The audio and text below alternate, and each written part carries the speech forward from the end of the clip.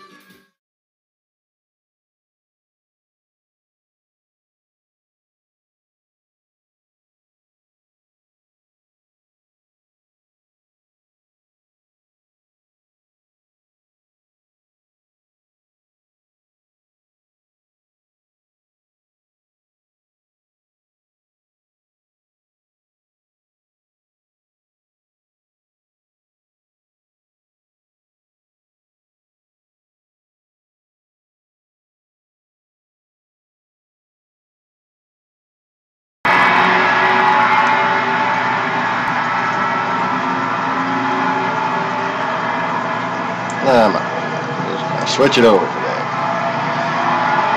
Ooh. I'm immediately assaulted by a slideshow. Okay, so welcome to today's broadcast. You're watching the TheLostBegotten Fake TV channel of science. Here we are on Fake TV, also known as YouTube. And I am your host, Fake TV's TheLostBegotten, the actual Lost Begotten on Fake TV. You know, because irony is fun. Anyways, so today, boys and girls, I'm going to be giving some tips and tricks on how to make your either mechanic's job, service job, or dealership or service center that you might own and operate yourself more profitable for you and your company. I have spent many years in the automotive service industry as well as the motorcycle and ATV service industry, and completed Grant Cardone sales certification training. So I've got a good grasp of how to market.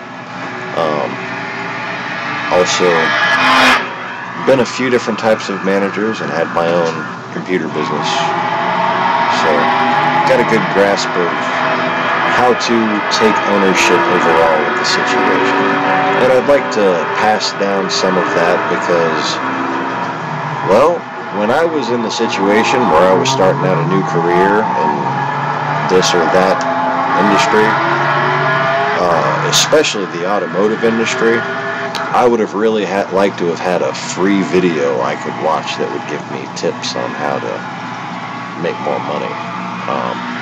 Now you can, of course, find professional trainers that will take your money and tell you how to do your job. But the only sales genius that I know of that's worth looking into as far as how to interact with customers to maximize the revenue over the course of a day, that's Grant Cardone. Grant Cardone, especially for your sales department. If your dealership does not use Grant Cardone for their sales, they should at least look into it as additional edification. Anyway, so I am going to start this here race eventually, but I wanted to, so I'll go ahead and put my slideshow up. I wanted to talk about this in detail first, and then we will move on to the game, during which time I'm hoping to, just think of more stuff, kind of. Anyways, so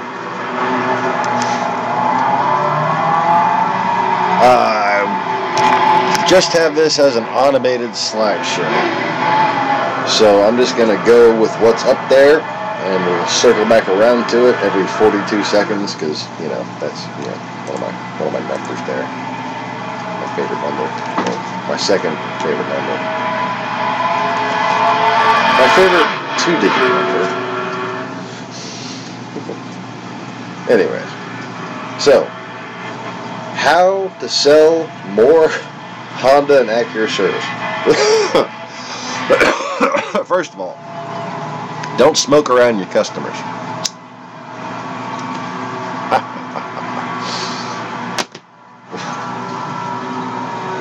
No, but like that last slide just said, schedule appointments and follow up. Okay? We're going to talk more about that as the video progresses. Now, some things that you can do.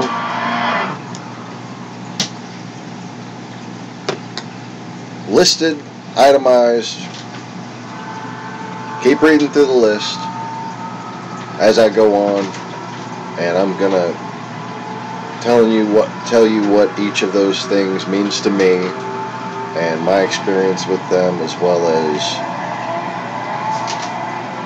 what I would do if I were in a given situation. Okay, so for one, coordinate with management, coordinate with marketing, coordinate with sales. Okay? Now, submit your plan in writing.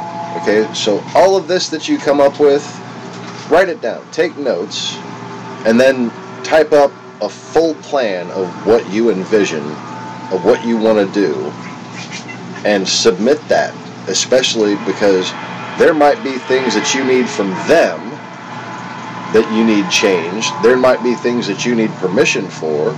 You might be making changes and somebody just doesn't like changes. Okay. Well, you'd be like, well, I submitted this in writing. Okay.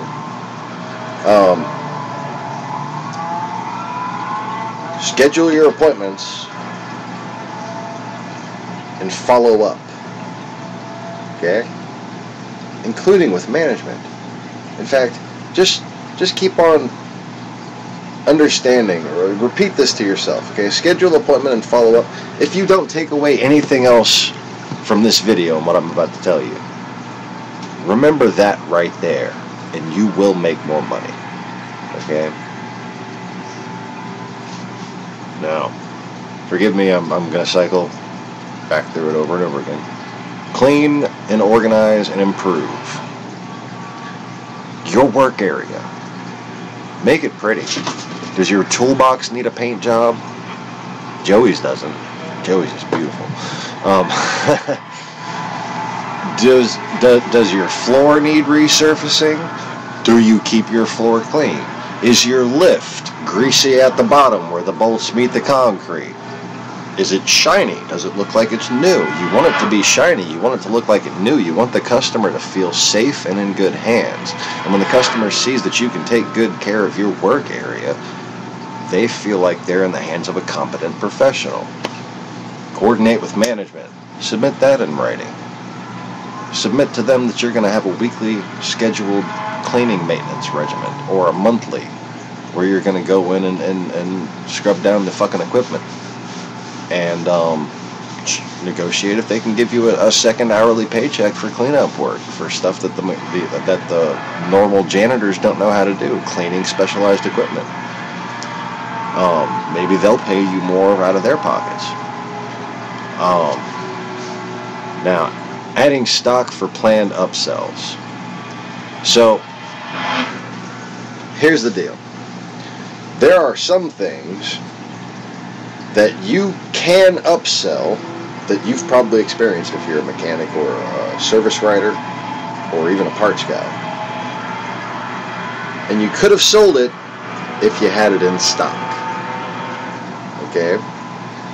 So what you want to go and do is talk to the most experienced service writer there. Talk to the most experienced part guys there. What are some things that you've lacked on stock? Okay, say maybe there's like a main set of oil and air filters that y'all do on a regular basis, but there's another one that you get a lot of requests for that you have to order, but it's not something that really should be special ordered. You want to keep those in stock. You want to, just keep a few of them around and see how soon they rotate. They're not going to collect dust. If you don't think it's going to collect dust, have a couple on hand, because you can lose a sale very easily by having poorly ran inventory. You want your inventory to be running like clockwork. You want to always have on hand one of each of what you could possibly expect to sell. I mean, even older cars, okay, even older cars, the ones that there's a lot of, like Accords, Civics, keep some of that on hand. Just keep a little, just enough. Even if you have to find a separate obsolete storage area for the basic maintenance parts. Okay. Another thing. Obsolete, while I'm on obsolete stuff, there's a market there in obsolescence, and you have to coordinate with your marketing team and in your own presentations reach out to that customer base. Okay, so what I mean is, Get some packages together. Get some plans together. A refresh plan for an older car. And if you have this year, if you have a 92 to 95 Honda Accord, bring it in, we're running a special on this. Okay? If you have a 96 to 2001, like, you can run specials, or even just have a price out list to make people who are driving obsolete cars, older cars, but they're Hondas, so they're still good cars, right?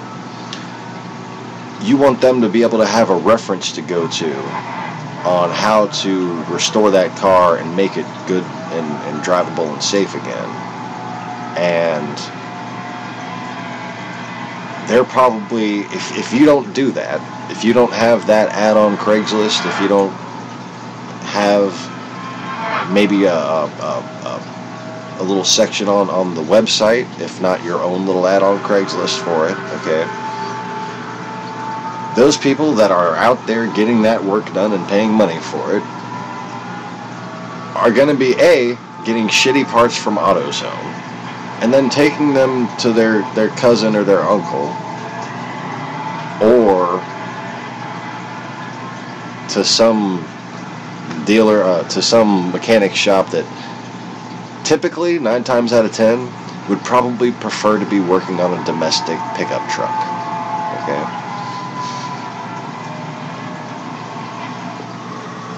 You're the import guy. Okay? Take ownership of being the import guy. Put it out there. I'm willing to work on this old crap. Most people don't like to work on this old crap, and they'll charge more money for it. How about you say you'll charge less for it? I will discount your hours if you bring me this old car, because I love it, and I love you for having it. Okay? And look up, don't you? Isn't it true? Look them right in the eyes. I love this car, and I love you for having it. Like, this is a great car. And thank you for letting me bring it back up to date. And there's overlap there, too, in inventory, because you can offer restoration type goods, suspension, braking, belts, bushings. Oh, bushings. There's something that gets undersold.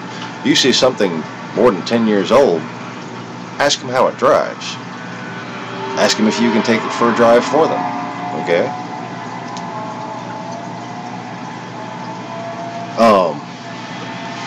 And if you can stock some Prothane energy suspension bushing sets, that kind of thing, you might be in good shape for some big labor jobs.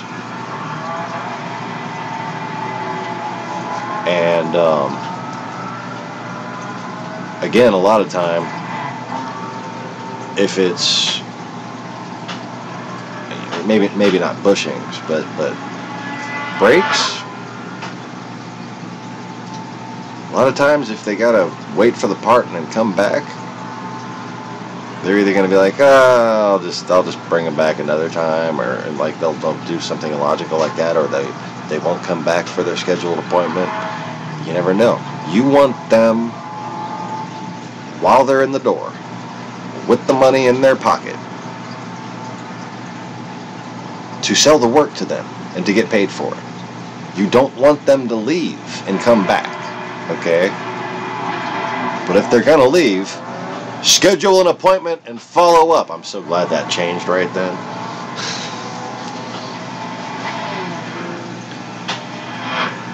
So yeah, you can energy suspension bushings, K&N air filters, KYB suspension, offer upgrades, and tell people, even if it's just a list of brand and benefit, okay? Energy suspension, make your car handle like new again. KYB or whatever shock brand that you want to rely on ordering. I like KRB because the GR2s are just economical and wonderful, and they last a good long time as long as your alignment's correct. KYB GR2 improves handling and highway comfort. okay? And have K&N air filters. Improves bottom end performance, or improves performance and gas mileage.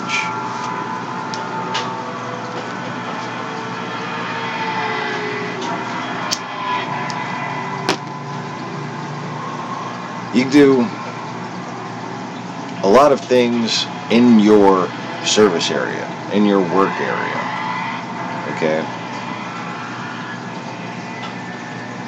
With printed advertisements, with things that you get the company marketing team to print out posters for the service department, so that you can sell more service, so that the service writers know everything that you're capable of. Talk to the service writers. Make sure you know everything that they want you to know.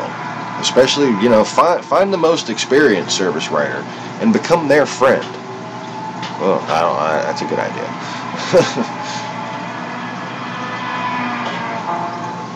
And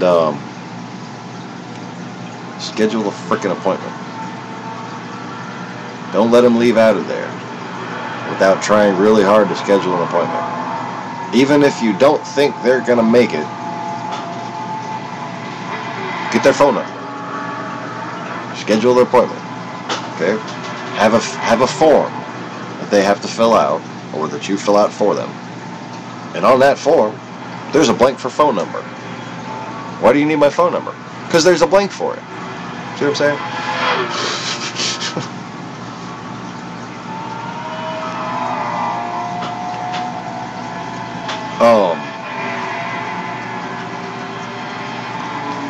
Also, you know, in case there's any sales or specials I can offer you, in case I'm, you know, to remind you of your appointment. Oh, I won't need a reminder. Oh, well, there might be some sales or service specials I can hook you up with, and I'll call you and let you know.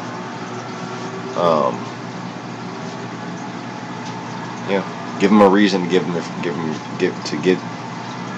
the phone number. Get the digits. Get the digits. I've had sales managers. You got their phone number? And point and yell out the door. Go get the digits. Back when I was a fresh, untested salesperson. Walk-ins, man. Walk-ins. Walk-in and walk-outs. Lots of those. You got to deal with a lot of those. But you got to have something to offer those people. Just like you got to have something to offer people who aren't there in your shop. Just like you got to have something to offer people who are waiting around for other things. Okay? See if they'll let you put something up in the main lobby. You know?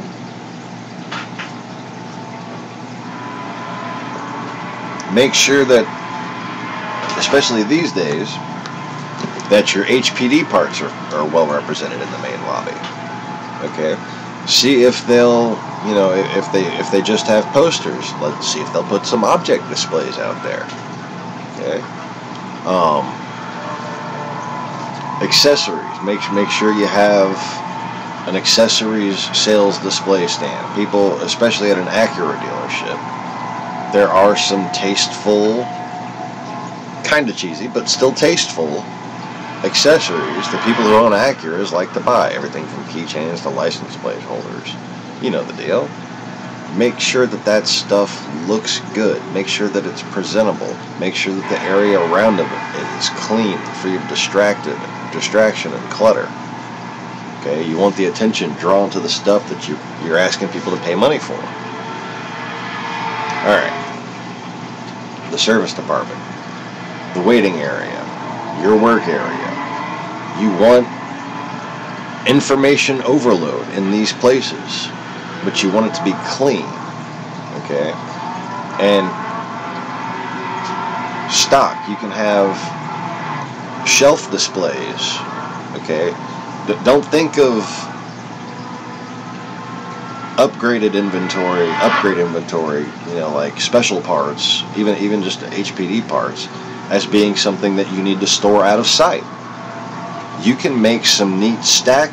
I mean, there might be a place for it. Look around. There might be a place that you can make some sales display stacks, and that's where you can keep that shit when you don't need it.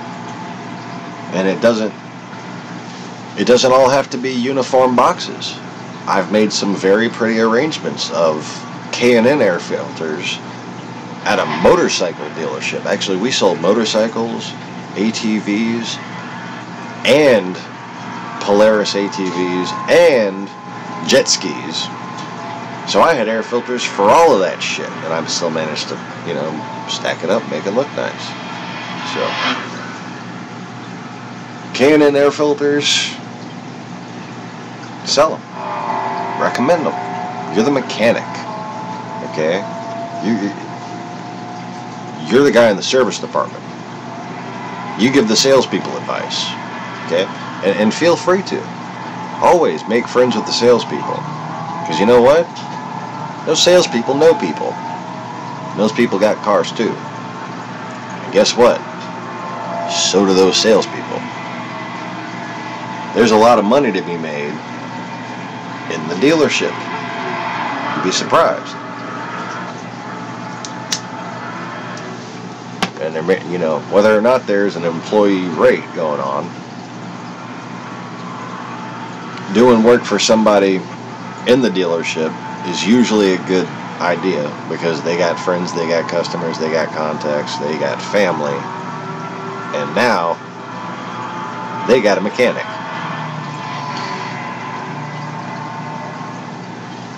Because all of them people, they got cars too.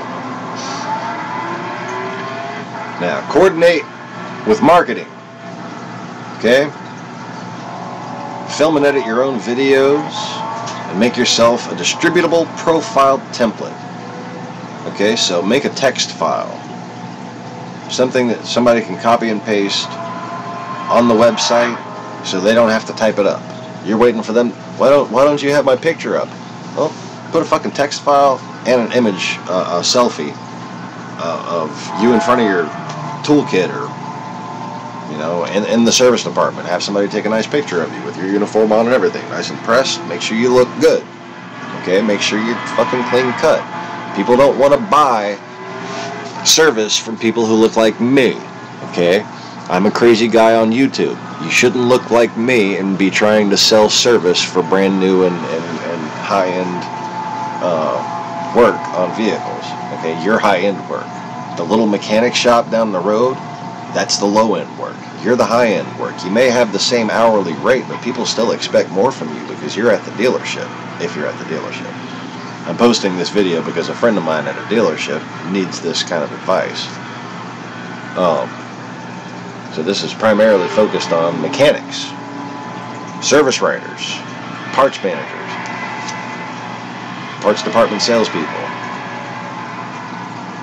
People need you to know your stuff. And if you know your stuff, show it. Provide reading materials, lists of services, promotions, and benefits. Okay? Services and benefits. Your promo and the benefit. The part and the benefit. You can have your fucking 30,000 mile, your 60,000 mile, your 90,000 mile service and everything that it has with it, and the price. And you know what? 19 out of 20 customers can't even read what you have written there. They don't understand it. They don't know. They just, this many miles, and there's a service, and then it's like all these, oh God, my brain is shutting off because there's car language. I don't understand that. Find a way to concisely describe what each of these services do. Okay? And I'm not talking about car guy terms. I'm talking, what about that matters to a soccer mom? Put that up there. Saves gas. Okay, your 30,000 mile service saves gas. Your 60,000 mile service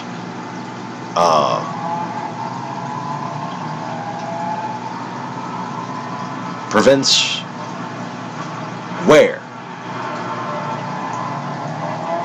Okay, your 90,000 mile service prevents breakdowns. Okay, see how I'm going? Like, each one costs a little more money, so each one, a little more sense of urgency would be appropriate. Okay? And you know what? One of the most simple things, and I'm going to tell you this, one of the most simple, brilliant things that I've ever seen done with marketing on a local, just signage basis is the name of the place and has low prices below it. Bromart, down in New Orleans, where I used to work when I was a kid.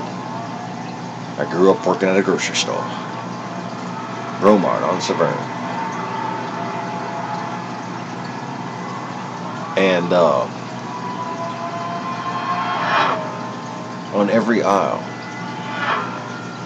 there was the sign that had what was on the aisle, and there were two signs as you walk down the aisle that said Bromart has low prices. So, such and such Honda parts department has low prices. Just have that on a banner in 3 fucking places.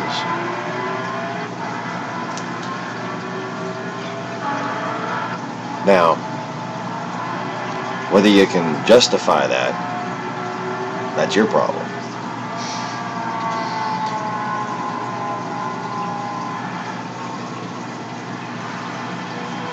But,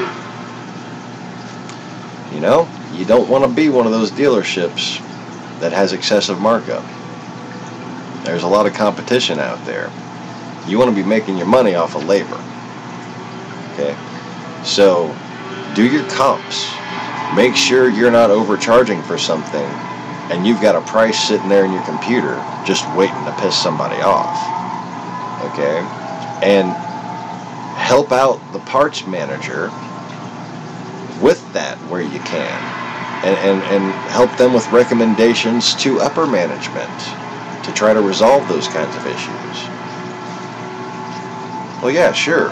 Well, this other dealership online is wholesaling those on eBay with the warranty. Of course, he's not going to come here. He's gonna buy that online and take it down the road to dumbass uncertified mechanic who isn't going to do a proper job installing it.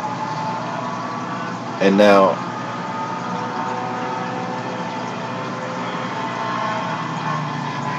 you can even go the other way. Say you don't want to do any kind of price match guarantees. Make sure your prices aren't gouging. Make sure your prices are standard retail for Honda and Acura parts, for whatever brand you work for as parts. And then simply back up that claim, your parts department has low prices, by explaining the benefit of genuine parts versus what you buy at AutoZone and O'Reilly. Okay, explain. Go online and find quotes.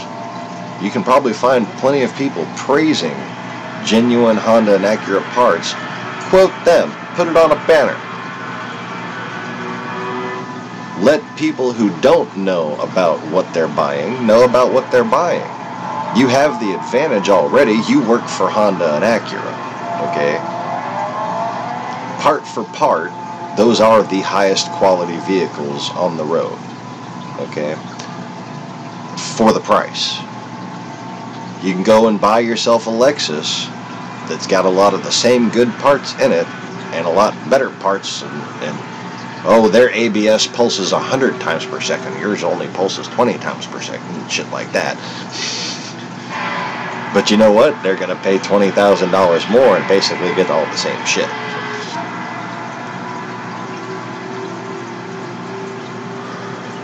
And the quickest way to make friends with an existing Honda person, and a lot of customers who drive Hondas, you'd be surprised. They're really happy that they drive a Honda. They love their Honda. And you can bond with them on a personal level just by complimenting their car. Just by asking them, hey, how's that thing drive for you? How's it running? Oh, really? Do you like this? My wife has one of those. My friend has one of those. The girl up front has one of those. Relate people to the cars, especially when they're the cars that you sell and work on at your service department. Let's see. Film and edit your own videos. Talk to marketing about that. See if they can put them on your website. See if they can put them. See if they can put links to that on their Auto Trader and Cars.com postings. Okay. And if they won't give you access to your dealership or store's YouTube channel or Instagram or whatever they all use, start an account for yourself. Do you want to work there for a long time? Maybe you just started working there and that seems like a lot to do for a place that you started working there. I did all this kind of shit working sales at Honda, and I only worked there for like a couple of months period. And I had all this stuff set up in a matter of weeks. And that's, how I was selling a hell of a lot of cars having just started out. Now, what people want to see when they go to a dealership is a quality of hiring process. Okay? You know what I'm talking about? You go to a place and you're just like, where the fuck do they find these people? You don't ever want to go back there again. And, a lot of dealerships are like that. Hondas are really easy to work on. So, there are a lot of really lazy Honda mechanics out there. I've met a few of them. There's a lot of really enthusiastic, awesome Honda mechanics out there. Like Eric the Car Guy. What a great guy. I love that channel. And I'm so glad he's got everything worked out with his YouTubes and everything. And if you get a chance, check out Eric the Car Guy and ETCG1. He gives great advice. He gives really great advice for mechanics, for service professionals in general. And I hope if anybody if anybody watches his videos, catches this one, that they find this helpful too. I'm just going to keep on going. And don't forget to schedule an appointment and follow up. Remember that. Nothing else sinks in. Just remember. Think of that and strategize around it. Schedule your appointments and follow up. You get somebody there, get somebody on the phone, find somebody on the street, meet somebody at a coffee shop, schedule an appointment and follow up. Get the digits, man. Get the digits. And if you don't have a clipboard where you can write down information for customers, for follow-up, for sales purposes, if you can't type it up, ask somebody who can. Get it printed out. Get yourself 50 copies made. Put that on clipboard. Put a pen on there.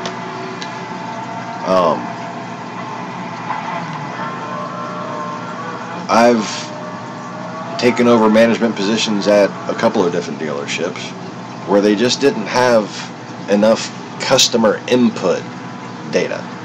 Okay? The more data you can collect from that customer, the more helpful you can be following up. You want to write down their car, if they have a car. If they're looking to buy a car still, you want to write down the car that they're driving, right? And again, you want to ask them about the car. Ask them what they like about it. Do you like that car? Oh, how's it drive? No problems with it? get them talking about their get as much information as you can about the car.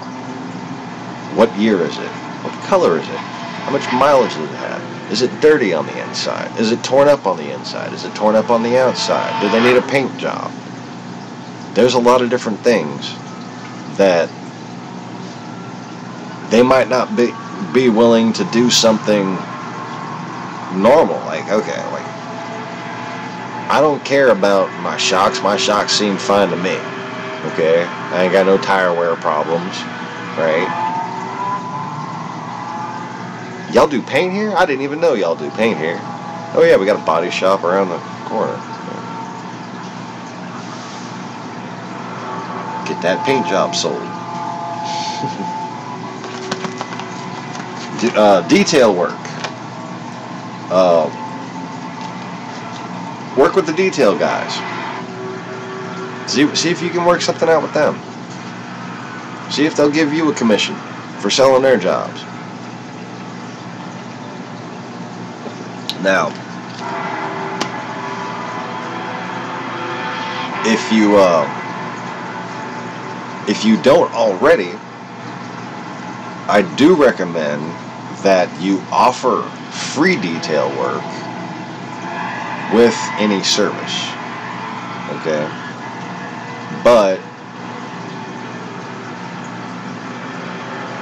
some people will limit that at oil changes and small services like that, but then you can turn that around. You can offer a coupon or something.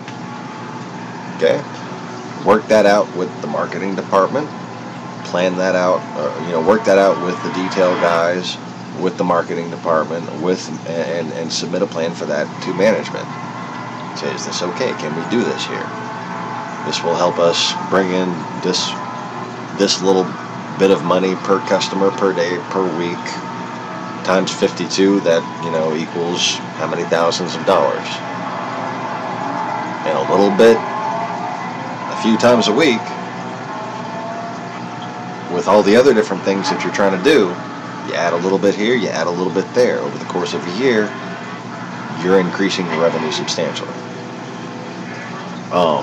And then, of course, all of these things that you can do add to the air of professionalism, add to the feeling of a competent hiring process. Okay? And hopefully that'll switch. Oh no, it switched to the wrong one. You want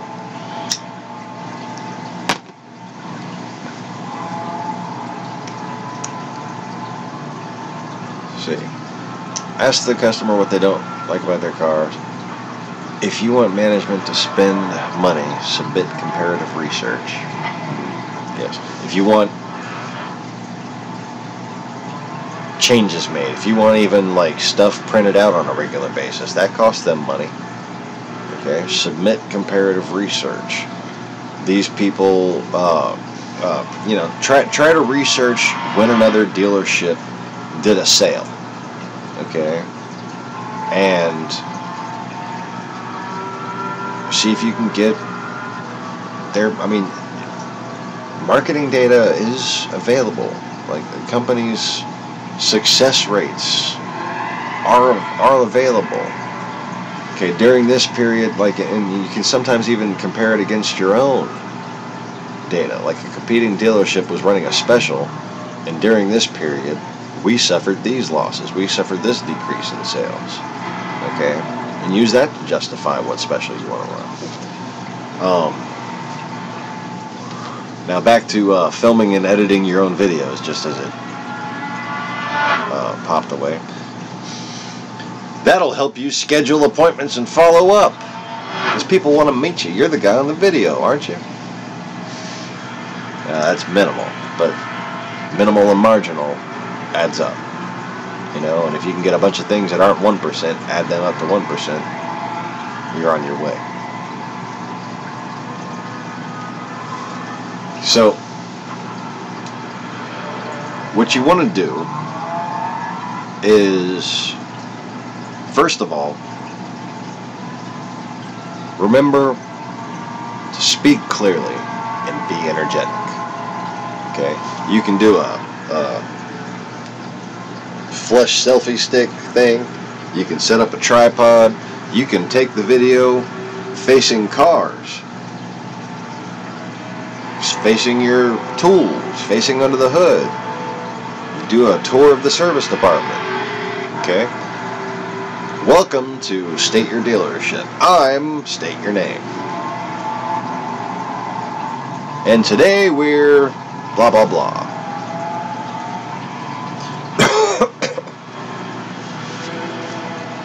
Just, you know, work down your intro, okay? And I'm assuming that, you know, most mechanics are guys. If you're a guy, go to one of the girls in the sales department. Go to one of the ladies in the sales department, okay? And write down 3 different possible intros for your videos. Do each one of them just as you would do them on the video, and ask them to pick which one they like the best, and then do that for every single video that you do. You want every single video to have the same introduction or similar. You want to have people remember and recognize your voice and your face. Okay? And repetition, having overlapping triggers of memory, is how to get them to remember you. And then schedule an appointment and follow up. Hey, remember me? Yeah. Can I make you an appointment?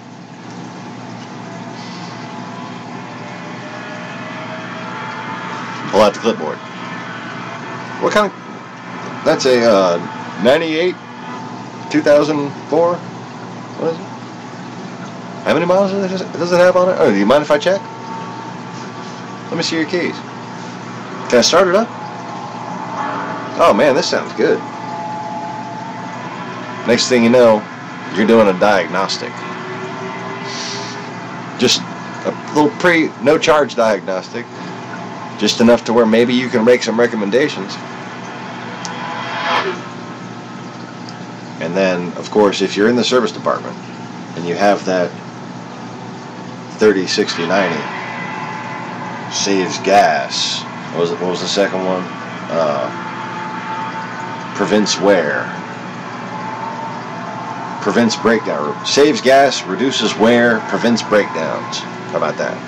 Save gas, reduces wear, prevents breakdowns. That's pretty fair enough to say for your average 30, 60, and 90 services, right? While you're sitting there talking to them, you just found out the mileage of their car. Point up at the board. Well, good, you're almost ready for this. Oh, well, after 120,000 miles, you're ready for this again. And you can even, considering what a Honda is, it's a vehicle that people expect to go for hundreds of thousands of miles. I think Honda service departments could benefit greatly from having an extended service schedule board, and maybe even kind of integrate that with what I was talking about earlier about doing some full restoration jobs as far as drivability goes. Now, I'm not talking about having to go through there and figure out why their fucking door lock doesn't work on the fucking back left side, okay? I'm talking about bushings, bearings, brakes, transmission flush. Transmission flush. Honda Acura mechanics, transmission flush. Drop 2, put 2 in. Remember that? You're supposed to do that. Most people don't remember that. They don't do that. And guess what? Your customers don't fucking know that. And they're not going to ask you about that. But you need to explain to them. Every different manufacturer has a different transmission patent. Honda's is very similar to an ATV's, which is why they shift so briskly. Okay. On a smoother shifting Honda vehicle, the friction plates are softer. So they create more dirt in the transmission fluid. Okay, and you can go about a lot quicker ways of saying this. Okay. Hondas, unlike most, Hondas need to have their shit changed too. Every other oil change. Every other oil change. You should be doing drop 2, put 2 in.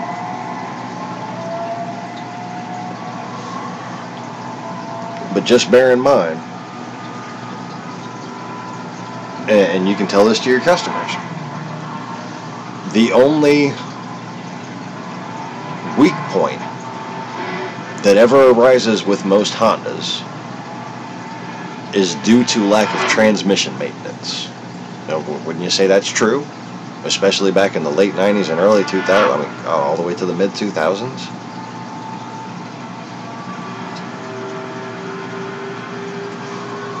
And, talk to your, when it comes to upgrading older cars to get them to run a little better, like with an external cooler or filter, talk to management, talk to legal maybe, see if you're allowed to do stuff like that. That might count as, non-DOT modifications, so, you just got to see, what's the law in your state, what's the requirements, what's the regulations, that kind of thing.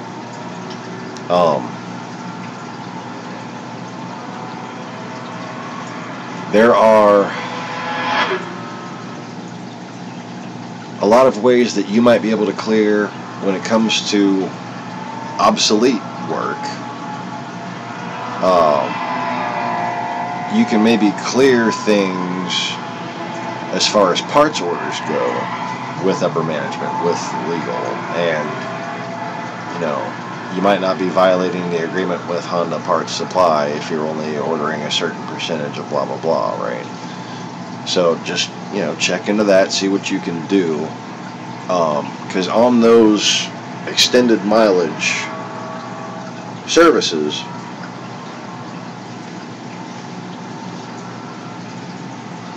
offer to take their fucking exhaust off. Put a new exhaust on there. Put a new catalytic converter on there. Tell them it's going to sound prettier and get better gas mileage. If it's somebody who wants more power out of it, there's an opportunity there.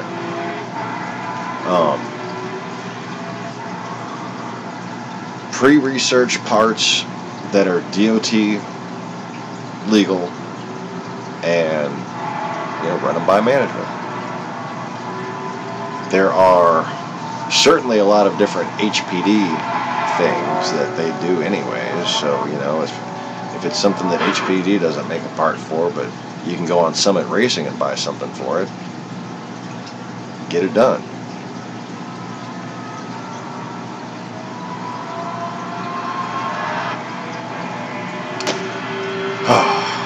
Okay. Make sure you got promotions out there. Make sure you have posters, signs, products sitting out there people can touch and pick up and hold and feel. Motor mounts.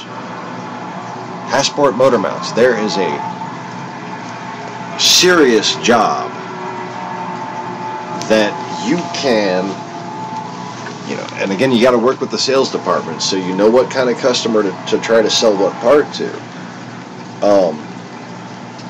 Some people will want new motor mounts on their new Honda Civic Si, on their new whatever it is, if you explain to them what new motor mounts are and why it costs so much money to install them. But for those of us who have had motor mounts in our cars, proper energy suspension, polyurethane, Hasport, whoever you get them from, it's worth it. It is definitely worth it. In my opinion, some good stiff motor mounts actually help out the rigidity and the safety of the car, because it all holds together better in the front end, you know? Like you reduce a little bit of wheel hop with a strut tower bar, you reduce even more with the motor mounts. And then, you know, putting the car in park doesn't wear on the transmission. You don't need to use the emergency brake to park the car. It doesn't shift when you park it. Those motor mounts just hold solid. And then you get so much better throttle response and so much better shift points. Acceleration improves, handling improves. Motor mounts, big money job. And if somebody's looking at the SI, somebody's looking at the Type R, somebody's looking at the TLX, somebody's looking at something that goes fast,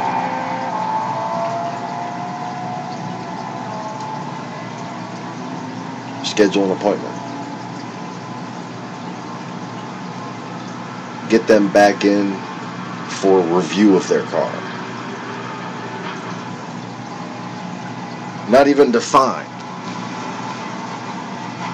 You talk to those salespeople. Say every single time somebody buys one of these hot cars, take them on back to see me. I'll buy you lunch the next day. You know, in a dealership, you're buying people lunch and people flying, you buying that kind of stuff all the time. That's no big deal.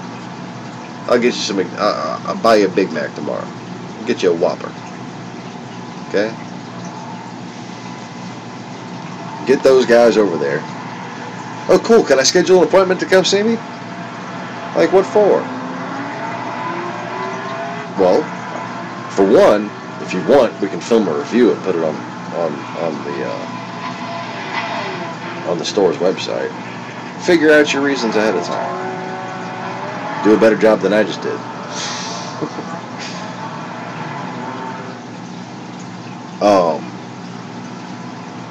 Well, since it's a performance car, I'd like to do a checkup on it, make sure everything's running just right for you. Some drivers wind up abusing these things a little harder than others, and I wouldn't want anything to go wrong. And I just want to make sure it's the motor's breaking in properly. Performance car, there's a good reason to have it in a month after they bought it. Bring it back to me so I can make sure the motor broke in properly.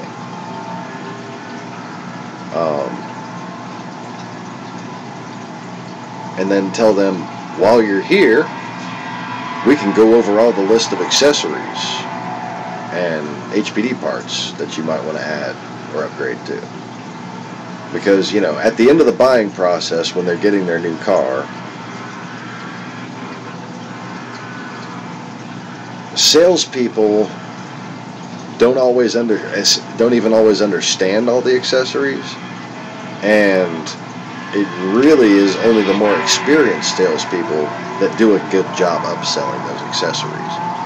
So, you know, you want to have that mentioned in your plan that you're bringing to management too, as well.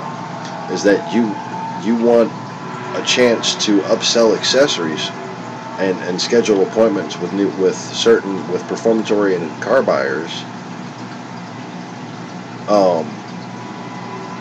And they know that only the most experienced of their salespeople are the ones that really put out those accessories, and those accessories will make them money. I mean, here's the difference between a new salesperson and an experienced salesperson. A new salesperson is trying to give away accessories to get a car sold. An experienced salesperson gets the car sold and then sells the accessories.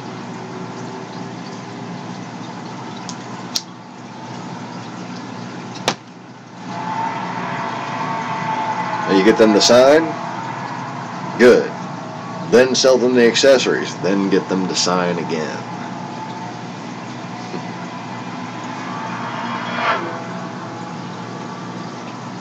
And, you know, of course, there's your standard upsells. Don't let a car come in there without recommending what needs to be done on it. And Don't be urgent when there's no urgency, because then the customer feels like you're bullshitting them. Okay? Even if you're not trying to bullshit them. Okay? But if something doesn't need to be replaced right now, give them a time period. Okay? You know, service checklist, writing down wear and tear that you found, then put parentheses 4 weeks, parentheses 6 months, parentheses 1 year. Okay?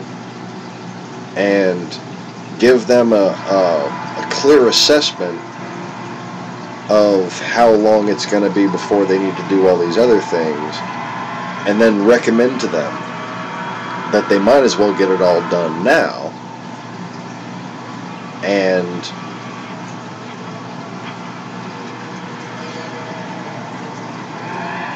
what you want to do is, if you can get your service contracts to where you can negotiate them and get them signed, or work with the service writer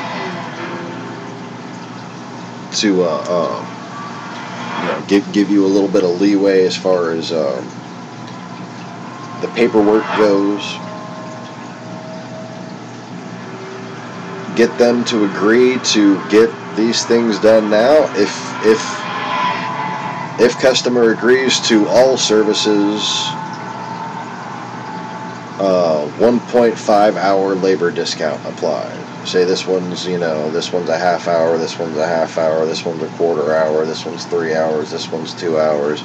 You got a bunch of different shit, but, you know, this one here, you're taking apart this anyways to get to that, so you might as well replace it. Chop off those labor amounts. You know, you're not being arbitrary with the discount. Cut the labor where it should be cut. Then you're not stigmatizing yourself with the aura of a sales type. Okay? You're just being the honest mechanic that you should be.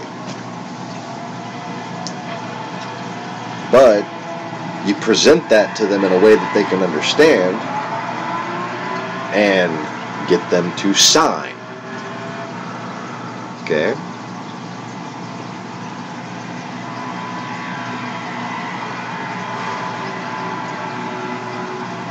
And if there's a little addendum thing like that, if they do this, they want a discount, make sure they understand why, and have a little blank for them to initial, and then have them sign at the bottom. You know, like, there's a little thing that you want to make sure that they're informed about. Make sure they initial it. Okay? Keep that in mind. That's handy in a lot of different ways, because you get a lot of different people calling, and they think you remember them. Well, they always think you remember them, because they think you singled them out and cheated them and didn't tell them about something or this, that, and the other. You can pull up their file, and you can pull up their paperwork, and you can say, well, sir, I had you initial right here where it says, why, would you like to come in and look this over? Maybe there was something you didn't understand about it. I'd be happy to explain it to you. I'd be happy to. I'd be happy to. I'd be happy to schedule an appointment.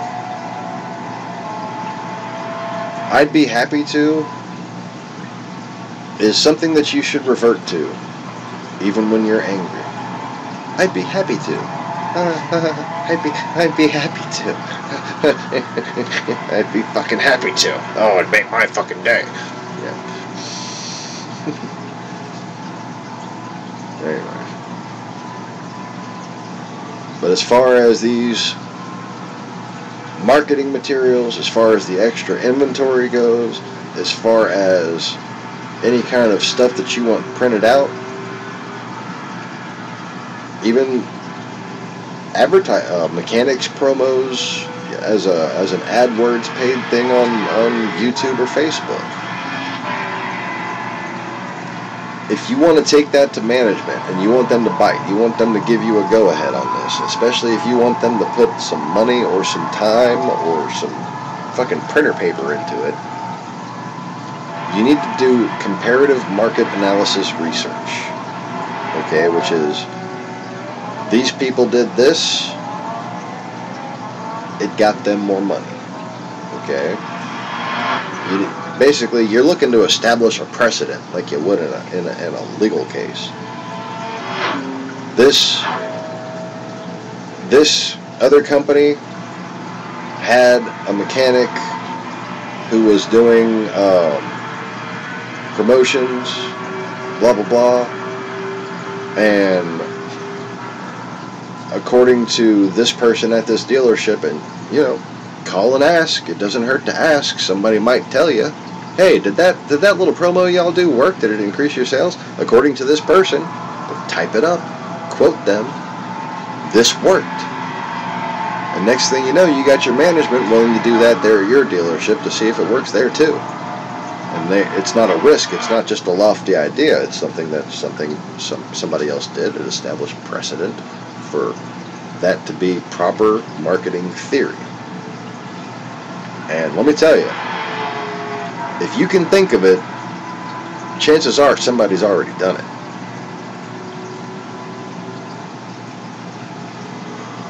Okay. If you want management to spend money, submit comparative research. And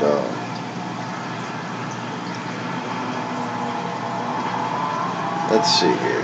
Clean, organize, and improve your work area, the service area, the waiting room. Provide materials for them to read that are relevant to where you want to spend them to spend their money. Okay. Don't just be lazy about it. Don't just put fucking brochures out there. Figure out stuff that's of interest.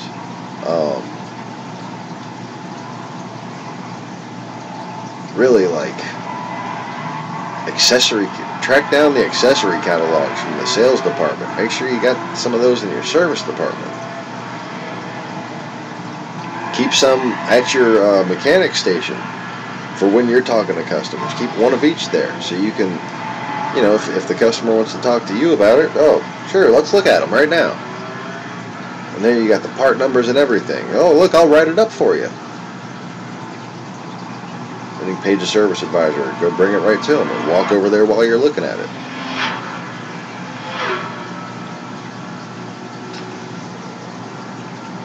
So, anyways, I'm going to open it up for questions and comments, and I'm going to go ahead and get to my race now. After I slide this on over. Let's see here. I gotta arrange my stuffs. Okay. I'm going bye-bye, and that's going up, I guess. I'm just going to leave that up for anybody else who happens to click on the video, and at least they'll have something.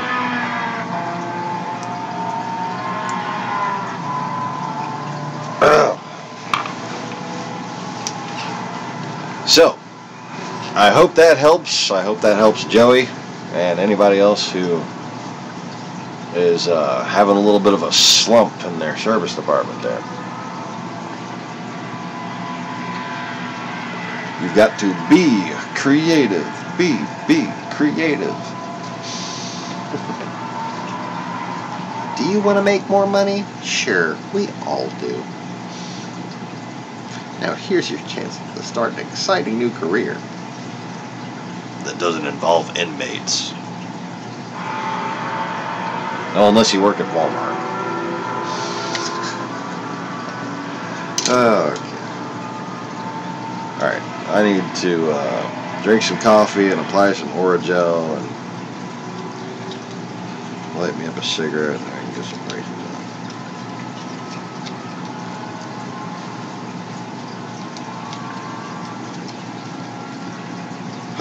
So I think I'm at lap 80-ish.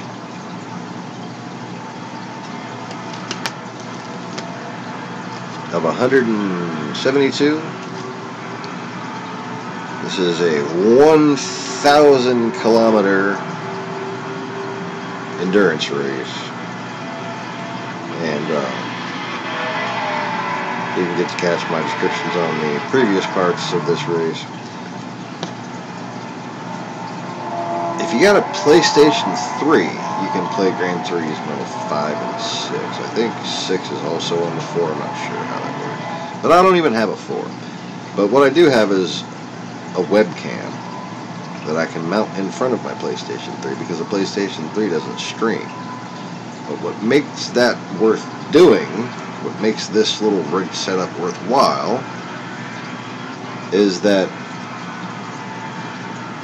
in the fine tradition of the automotive industry, the video game series Gran Turismo doesn't always necessarily make newer products that are better. You know how cars aren't always better when they're newer? The newer car isn't always better. Sometimes they ruin it, don't they? Well, Gran Turismo, there are some things about the game that newer versions have ruined. I mean, they've just ruined. And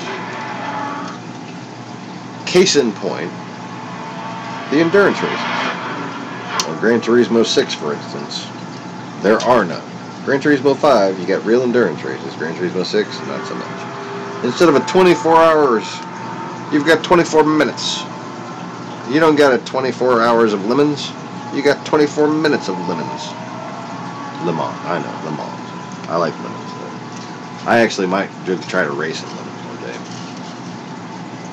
What do you think? Should it be the Accord, or should it be the Integra? I was thinking the Integra. A lot of people think Integra. I think my CB7 would be kind of hilarious. But like, I don't care about that Integra as much as I care about my Accord. It's like, you know, like, it's an Integra and all, and it's wonderful, but I haven't bonded with it the same way, you know? It's not a part of the family the same way that Honda Accord is. That Honda Accord is part of the fucking family. And you don't want to take a car that you love to a racetrack, because a racetrack is a dangerous place for a car to be. No matter how good of a driver you are, somebody else there ain't. No matter how well put together your car is, somebody else's car isn't. And they might make a mistake, they might break. Next thing you know, you're getting T-boned. And, yeah, your sentimental value just went to the fucking scrap pile. Or, if you're like me, you got a lot of rebuilding to do. Because I will not give up on certain cars. I've been forced to give up on a car that I put like 15 fucking grand in. 93 Integra. Just a glorious, glorious Integra.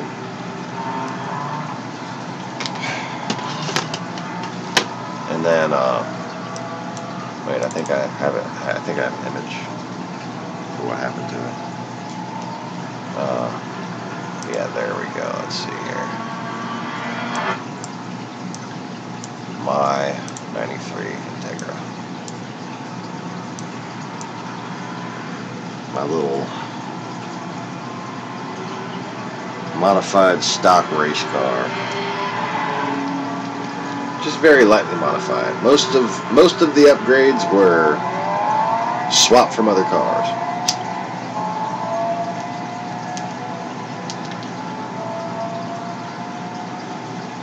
And I had a XSI B16 VTEC from Japan. A little less torque, but a little more power than a GSR. Alright,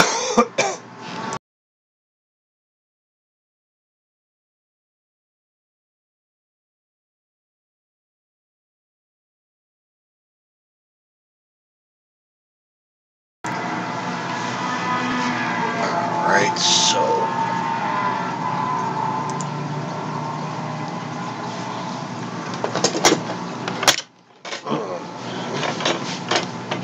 oh crap. Hold on, I'll be right back.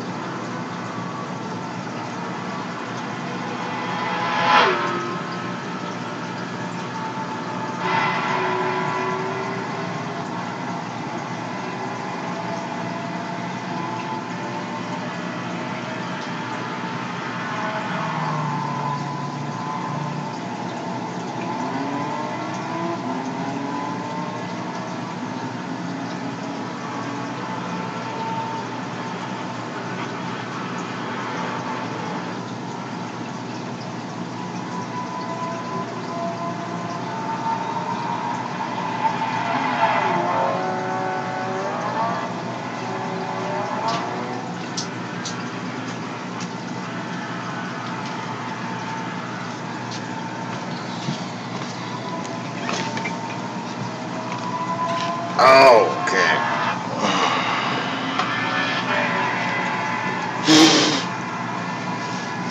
Oh man, I need a vacuum. You know, like, dust the pet hair away from my fucking pedal right now.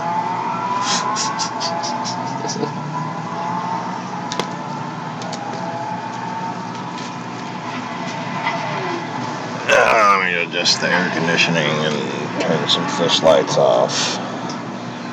Because we are broadcasting live from the TheLostBegotten's marine fish room.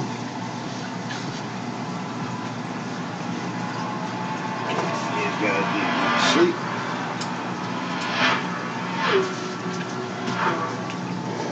Go ahead and feed brute stock a little more real quick.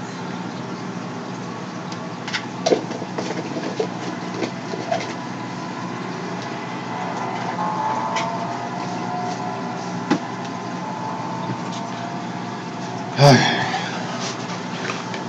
think I know. I'm not done that shit.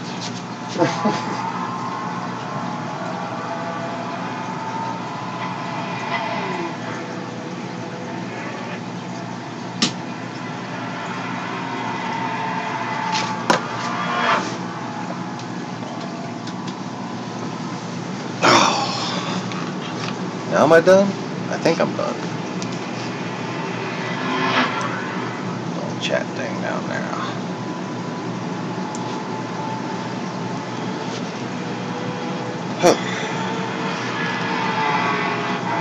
Blow my nose there, fuck.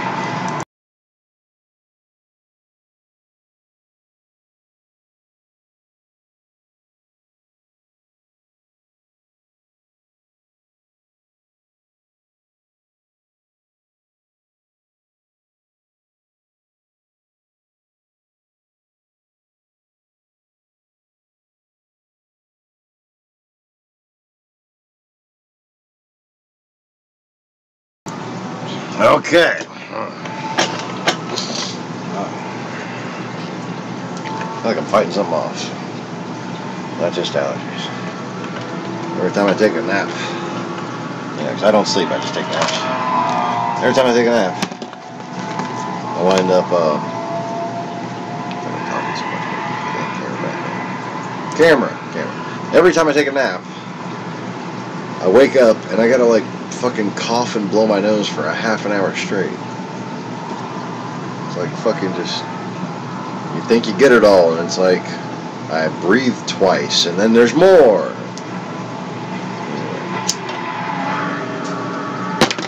Let me see what I can do with this.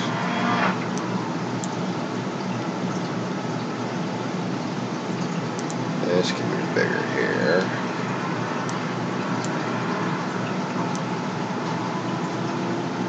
There we go. Let's see if that works.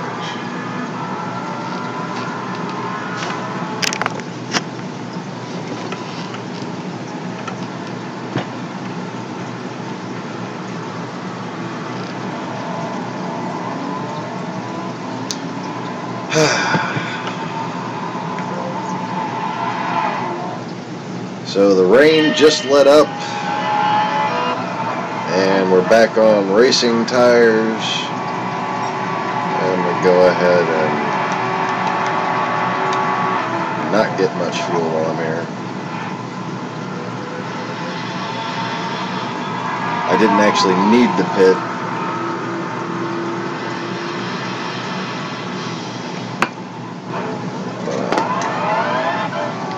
You know, I'm just going to go ahead and take the fucking slideshow off. Or wait, hold on. I'm going to make this tiny. If anybody needs to see it, you can just comment. It's just going to be over me.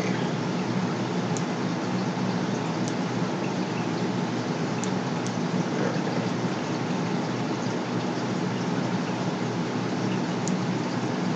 That looks craptastic.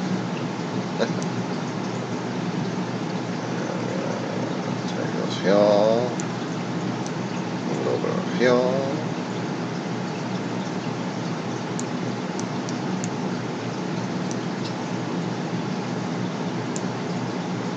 Oh yeah, that looks real professional. I try. We do what we can around here. You know, me and my production crew. It's a mouse. How I trained a mouse to help film videos. You'll never know. Lots of cheese. Lots of cheese. I need more volume. I must hear the tires so that they can tell me what they want me to do.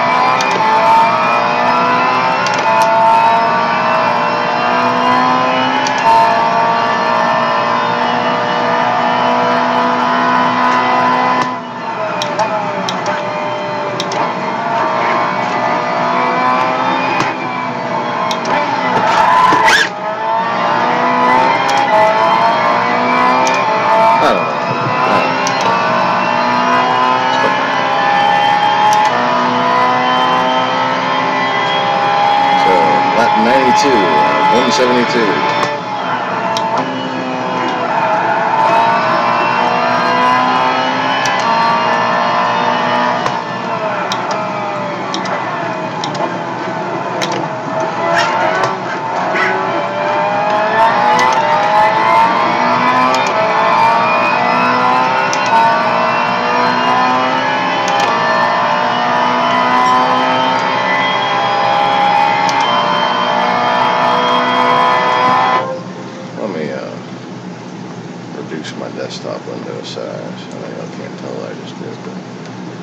think it helps with the rendering if I make my little window on my screen really tiny.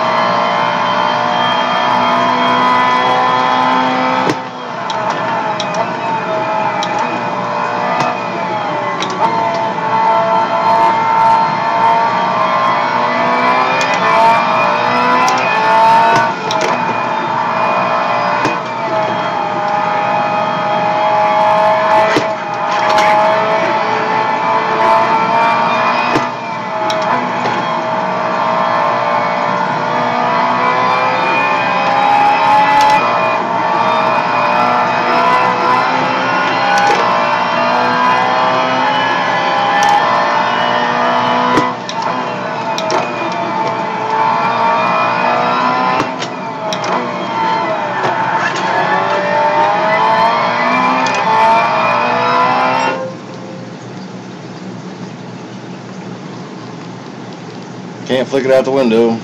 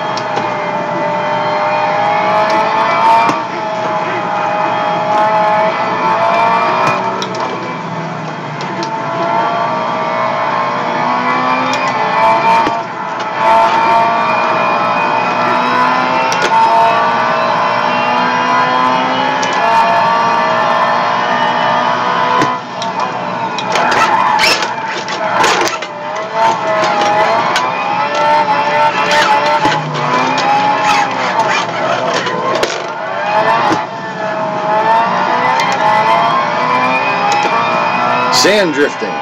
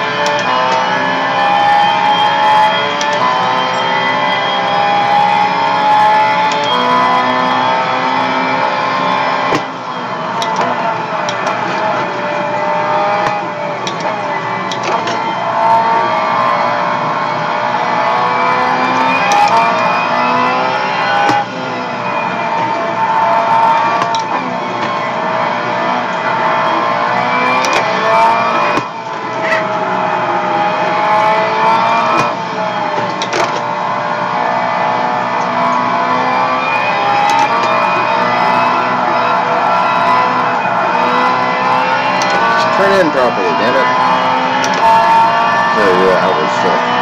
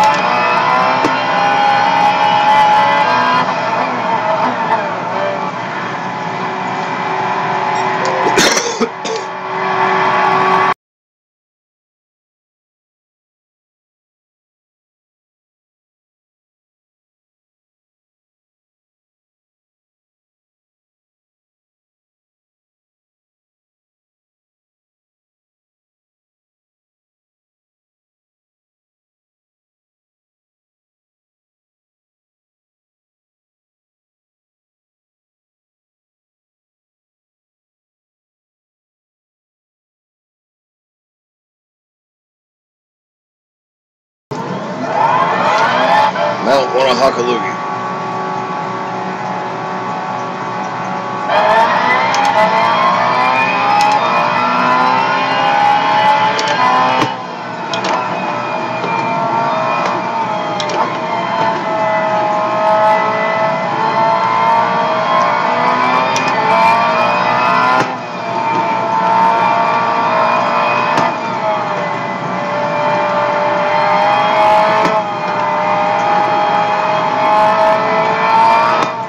My cigarette was running, and now it's fucking running again.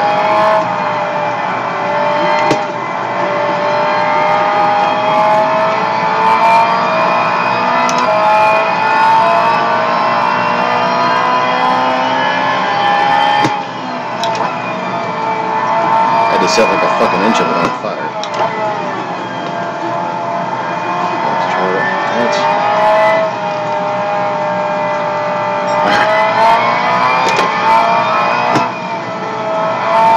Didn't want that fucking cherry to fall off on me. Don't need a smoking shirt while I'm trying to drive, you know?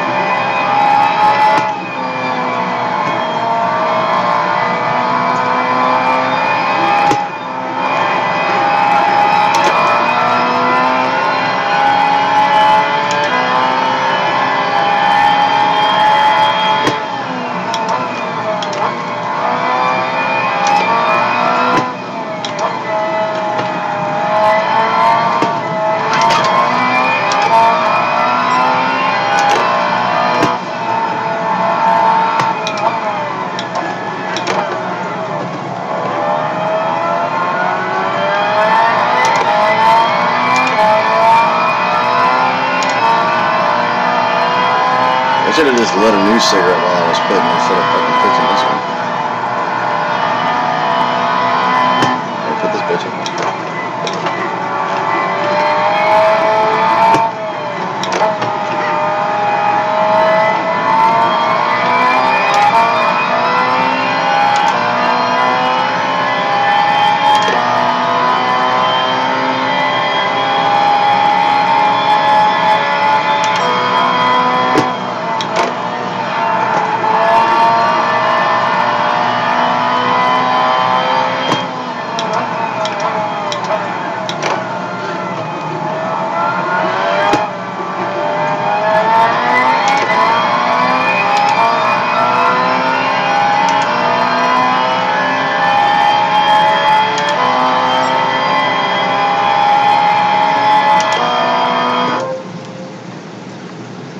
Now I will put out the cigarette.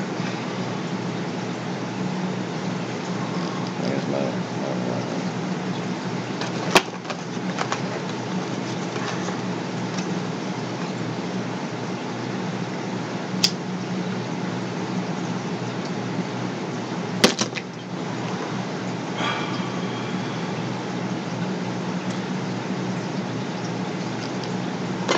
anyway.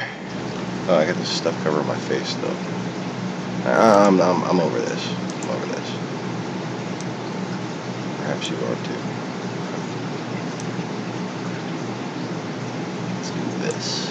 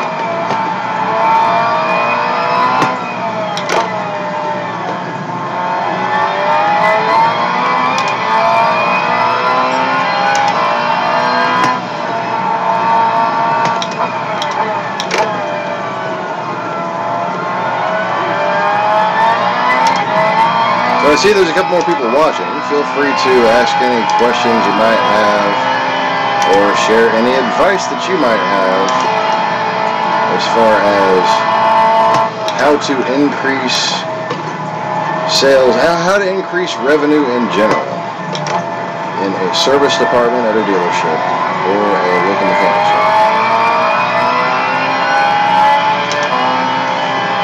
Especially if you are the mechanic or just the service writer or parts guy.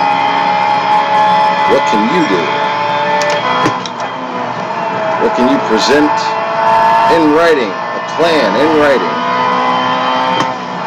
to middle and then upper management? Ooh, you might hit the brakes on that. Yeah.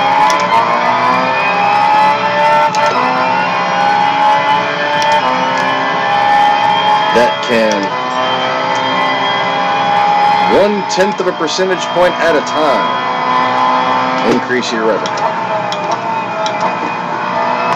And then when you have combined factors, combined avenues of professionalism, direct marketing,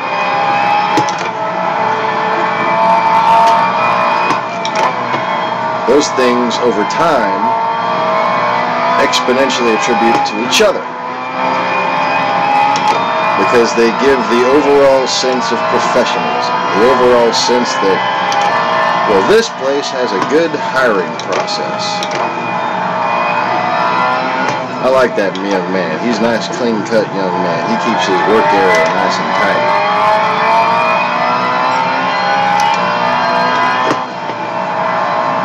He takes good care of his tools. He's going to take good care of my car. He takes good care of his workspace. He's going to take good care of my car. He takes good care of himself. He gets haircuts and cleans his fucking clothes.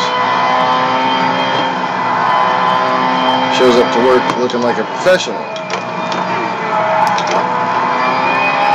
He's gonna leave my car looking good, like he's a professional.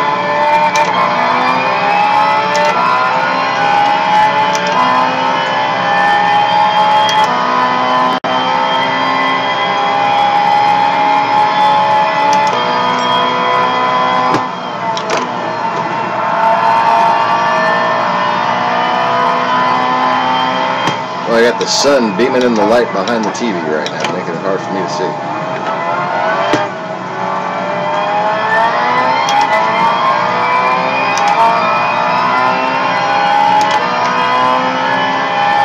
I guess that only shows up when my face starts glowing.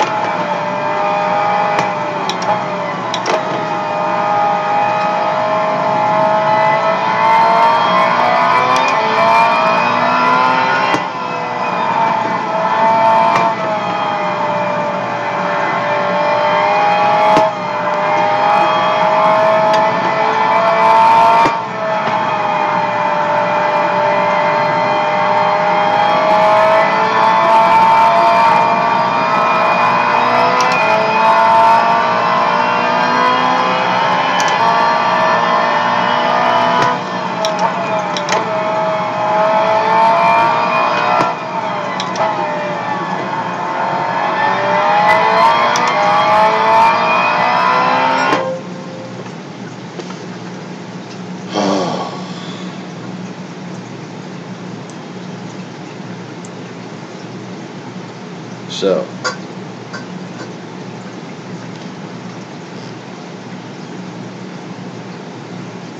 Misha, get down. Down. What are you doing? Oh, you're not doing nothing. No wonder you're fussing back at me. What the hell was that noise? I heard a noise. Something was clunking and clanking in the kitchen. And the cat is asleep on the table. Or she fart on something?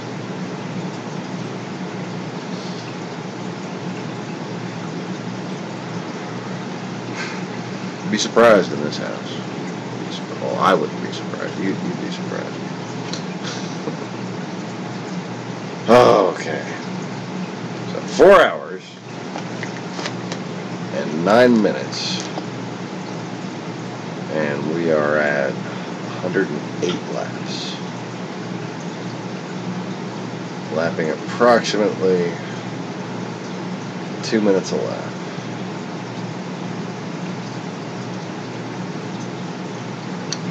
Just a little smidgen over 2 minutes a lap.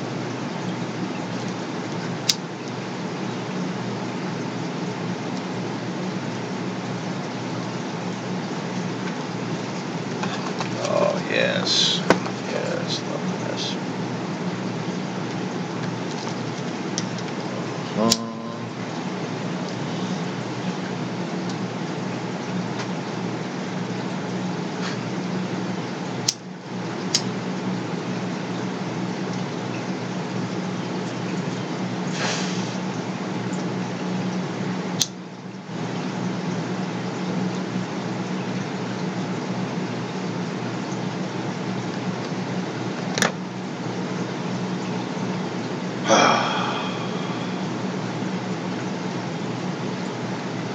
Coffee and cigarettes.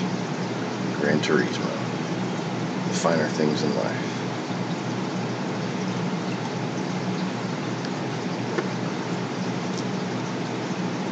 Now, here's another random idea. If you're especially at an independent dealership or independent service center, repair shop,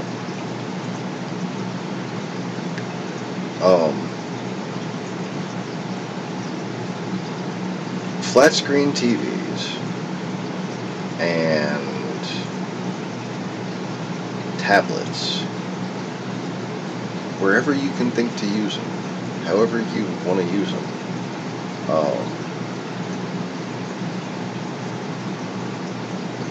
They give more of a up-to-date sense of things, you know? Like a lot of different businesses that have been, you know, upgrading to just having sales advertisements and specials advertised on a big flat screen, or doing customer intake and whatnot on tablets, have had great success.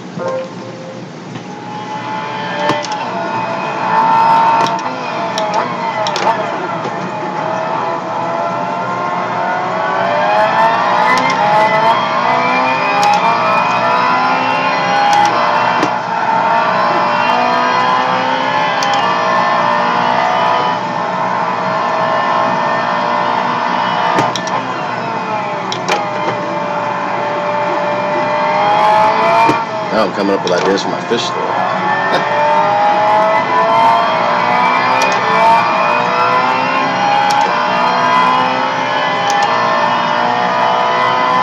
Our store in the middle of this track. That would be a bad idea.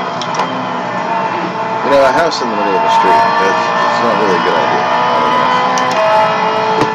Was it the Beatles? No, it wasn't the Beatles. What was that?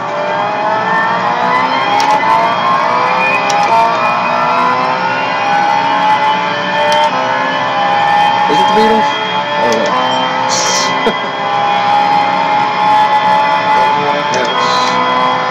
In the middle of our street, with cars crashing through it and our teeth.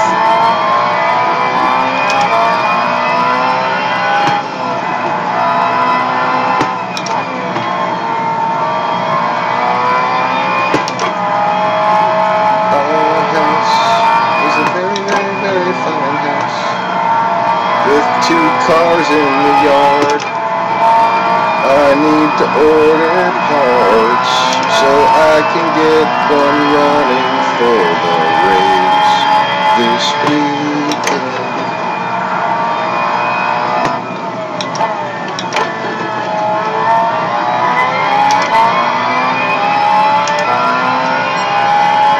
Is that not the words to that song? Must have the words right.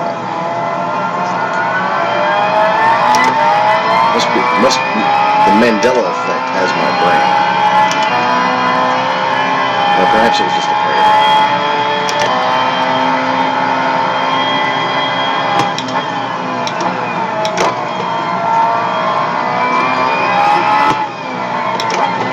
That's what happens when a YouTuber has a brain fart. It's the Mandela effect. I had a brain fart the other night, last night. Joking about it. It must be the Mandela effect. I thought Mark Webber's crash was at Nürburgring. No, Le Mans. They've Mandela affected Mark Webber's crash. And the Mercedes, that beautiful CLK GTR. What is it? CLK GTR prototype. They made a fucking car that looked damn near just like the prototype. You can find them on YouTube. You can find this video on YouTube where the Lemon's car,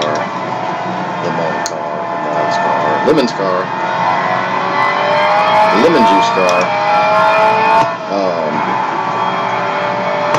it likes the Sprite in it. The Le Mans car that they built, it looked like a Mercedes. Like, you know, like you look at most prototype race cars, and they just look like a prototype race car. Well, Mercedes had built this beautiful car that looked like a Mercedes. It had the grille, it had the headlights, you know. But something about, I think, something about that grille and the louvering, the angle of the louvering, caused it to generate lift, basically. Once the front of the car lifted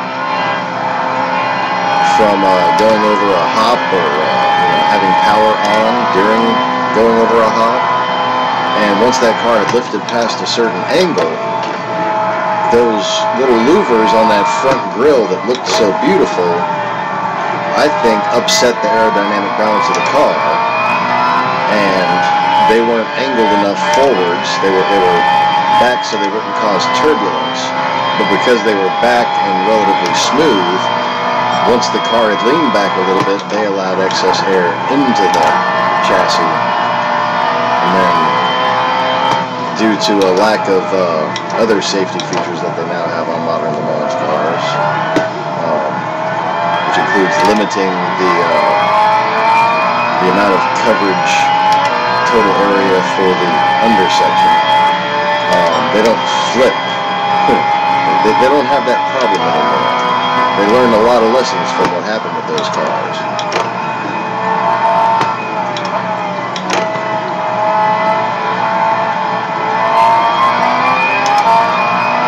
And they even require certain size holes to be above your wheel arches. That's why, I don't know if you've noticed, all the modern Le Mans cars have like a rectangular cutout right behind their wheels. Like some of them will have louvers, some of them won't, but even them behind the louvers, you'll see that cutout. That's a safety feature. That's so that car has a much, much reduced chance of taking flight if it should hop up and lean back on a wheel.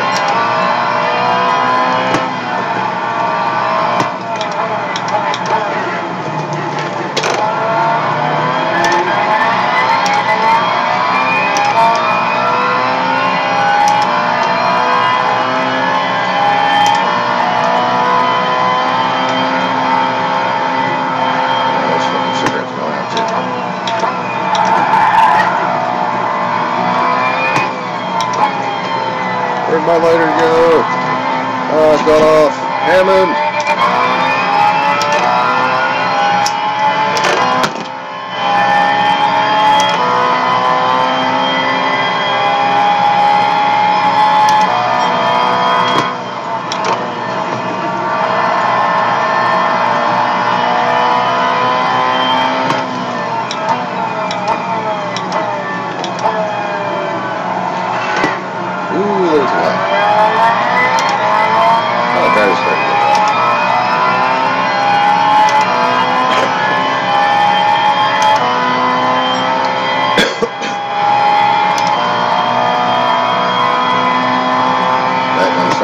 Interest with having a perfect driving line here.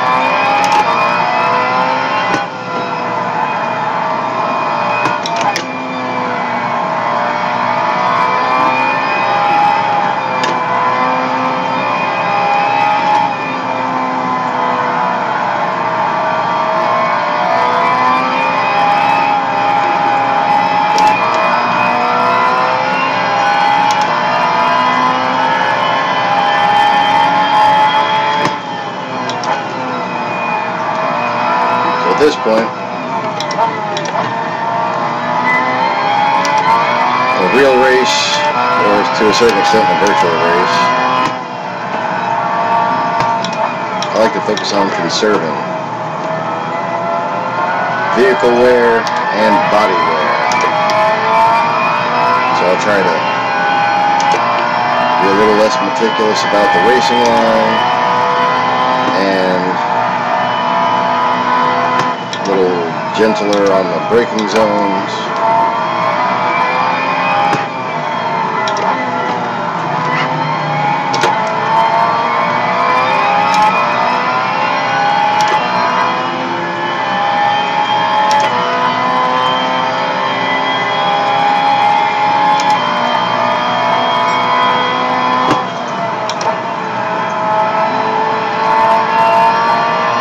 Also, shifting less through certain areas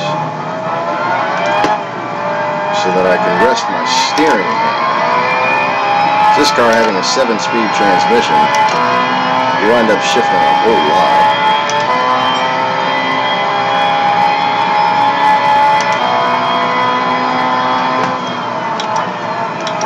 And I don't think I'm ever going to have one of them cars with paddle shifters. So I want to practice how to, even though this is just an up and down shifter, not a proper 5-speed gearbox, taking my hand away from the steering wheel and practicing with the other, main steering hand, left hand, seems appropriate.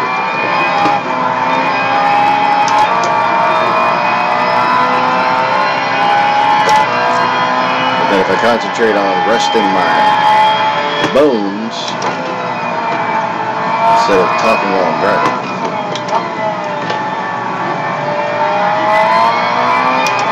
I can focus on going through areas the proper speed to use just a few less gears here and there, and then do a little more steering with my right hand. Because, like I said, now that I'm married, my right hand doesn't get nearly as much exercise.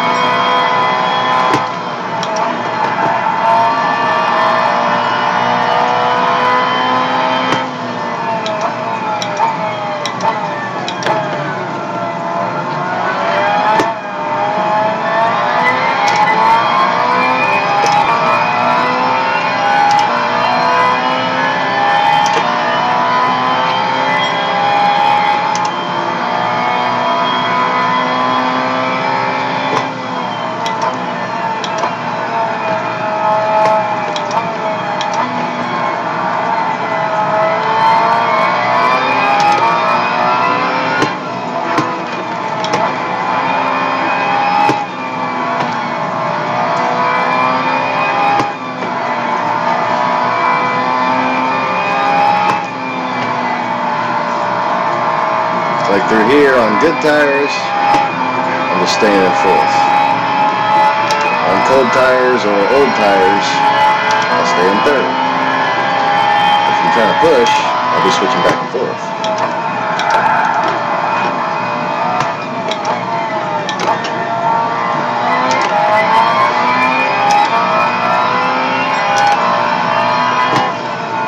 I didn't need to use second there. That little wobble made me nervous. I did. Okay, you get me tired of this thing.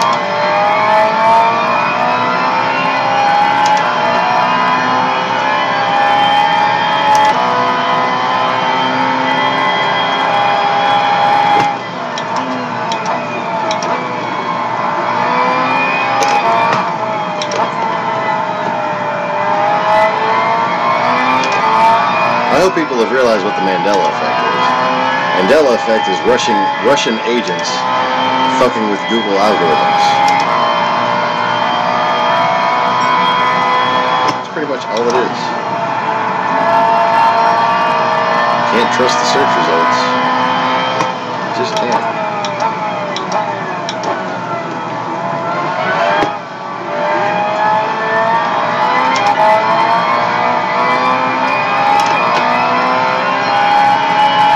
Oh. Okay, I need more orange though.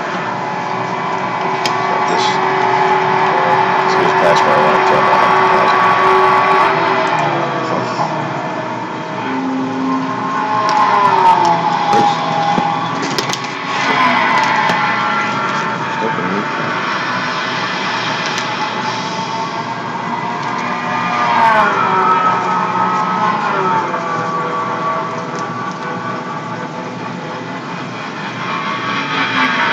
Alright, 1 second, be back shortly.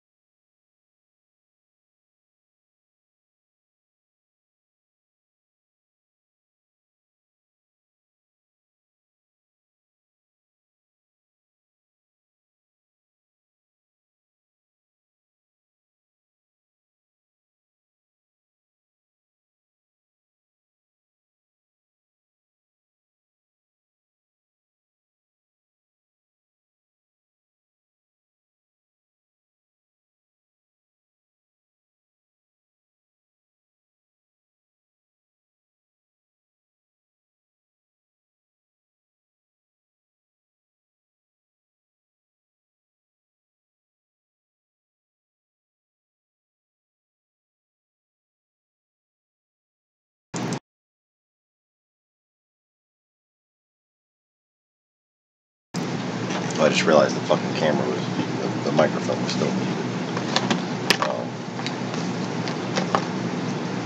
These are my empty, I got a couple more in the trash can, I'm not going to dig them back out. Empty things of orzo. And these are unopened boxes of 3X is great. Stays all up in the corner of your mouth where you put it. And I don't use any kind of pain pills or drink alcohol or anything like that. So local anesthetic is the way to go for me. And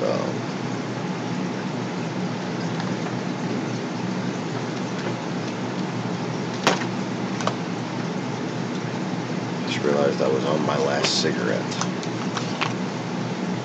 That's very unfortunate. So we're going to be cutting the broadcast short, or off, not really short, fucking 3 hours or 2.5. After this stint. Yes, after this stint. I guess I'm going to light my cigarette now.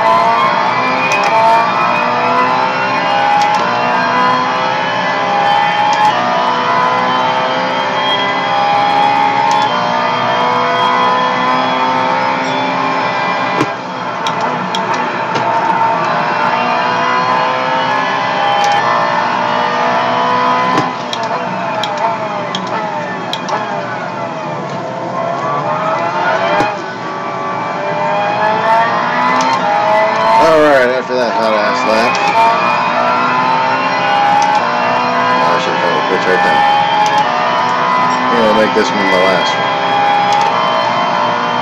2 minutes 65.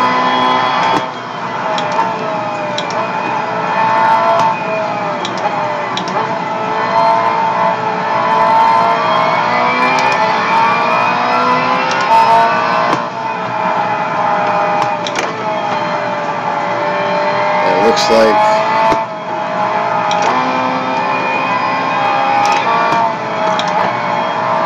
I'll be pitting for softs this time, and then the next time will most likely be intermediates.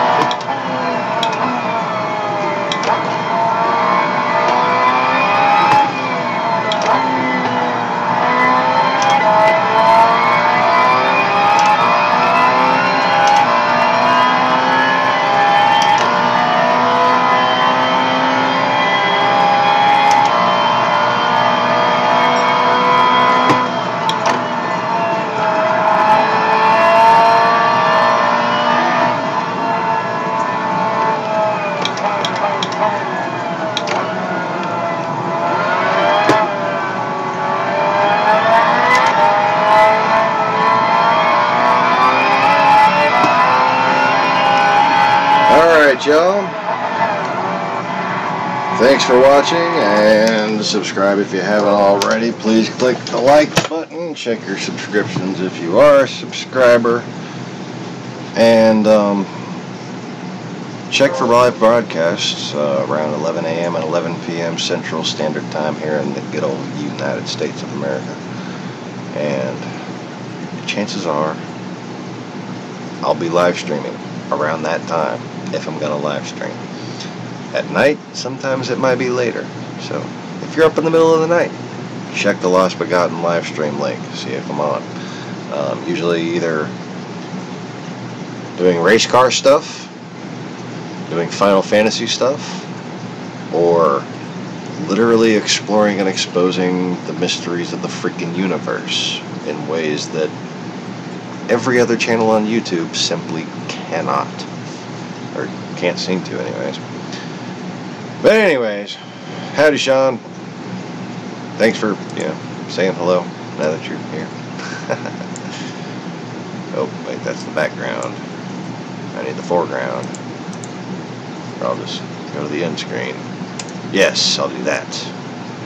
Thanks for watching, y'all. Take it easy, but don't take it all.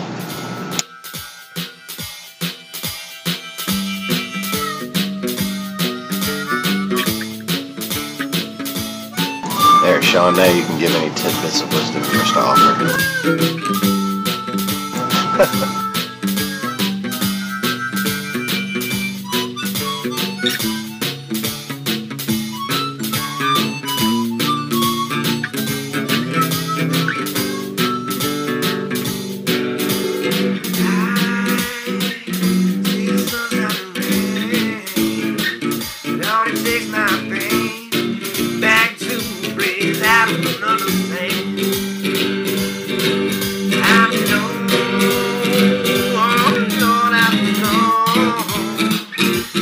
In my heart, and baby down in my soul. You, baby, you can't take it no more. No, I know I'm walking out that door the way you treated me too many times before.